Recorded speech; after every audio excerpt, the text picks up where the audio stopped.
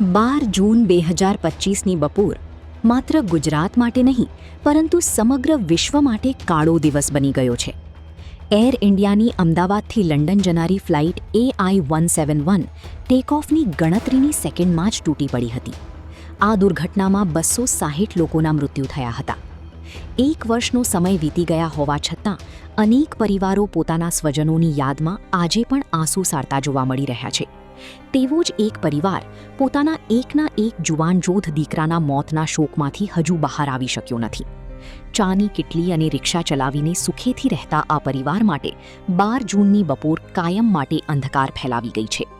મૃતક આકાશ પટનીની માતા સીતાબહેન આજે પણ રોજ છોકરાના ફોટાને જોઈને ચોધાર આંસુએ રડી પડે છે.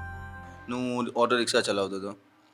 ઓટો રિક્ષામાં પેસેન્જરમાં તો રાજસ્થાન હોસ્પિટલ સાહેબાગની અંદર હું મૂકવા ગયો.